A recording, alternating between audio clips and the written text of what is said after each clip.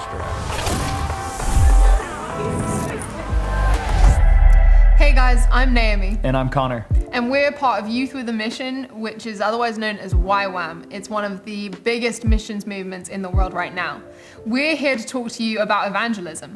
And I love the topic of evangelism because when I was 16, I gave my life to Jesus because some friends of mine shared the gospel with me. You see, I didn't grow up in a Christian home. I wasn't going to church on a weekly basis, and I was pretty uninterested with God. And my friends and my family, they thought that I was happy and I had a fulfilled life on the outside, but really, I was filled with loads of hopelessness, insecurity, anxiety, and all these things. My life was kind of falling apart.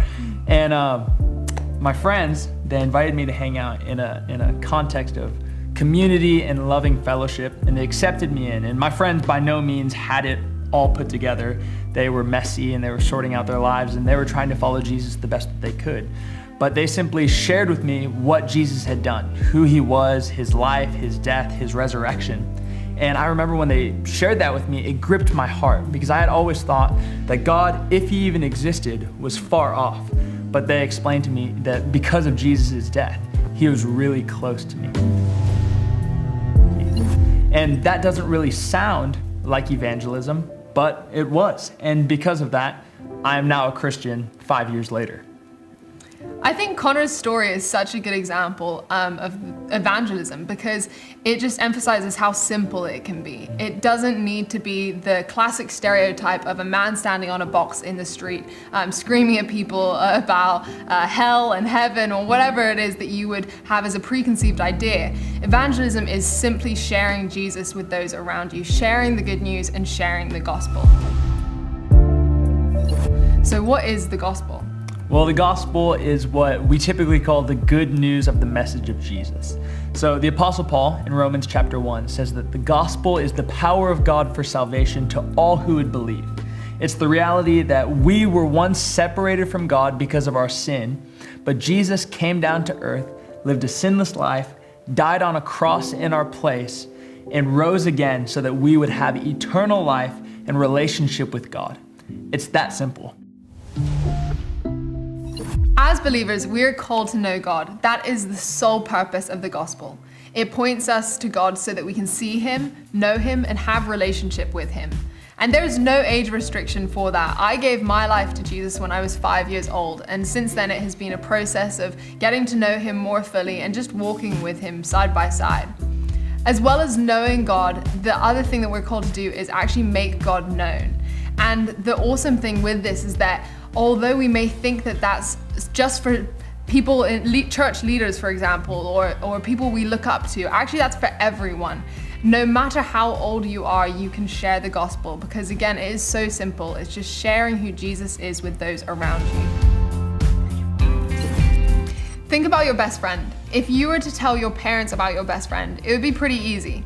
You know their face, you know their voice, you know their mannerisms. You probably have a lot of shared experiences with them as well.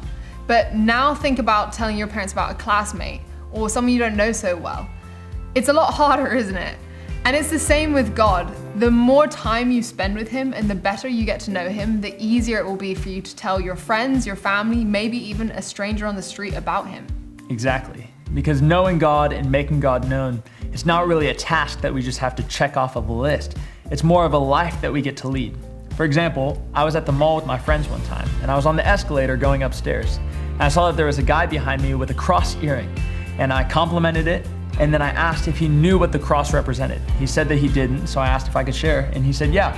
So I walked with him to his work in the mall, and I shared with him the message of the gospel of Jesus, and he actually decided to give his life to Jesus, and I returned and gave him a Bible. And not every story will be the same. Evangelism for some of us will look like stepping out in the streets, talking to that stranger and telling them about Jesus. But for a lot of us, it'll just be living lives where we are set apart from our friends, where we're choosing different things and we're able to influence them through that.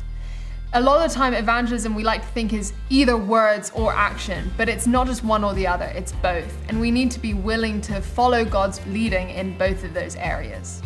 I look back on my teenage years and I wish I would have been able to start a relationship with God earlier, but I just didn't have anyone in my life who was sharing the gospel with me in word or deed. So I want to encourage you, who are some friends in your life who need to hear the message of the gospel and are waiting for someone to share the love of Jesus with them? And I encourage you to let that start from a place of knowing God, being familiar with his voice, being familiar with his leading, and let that just come out of your life in an overflow.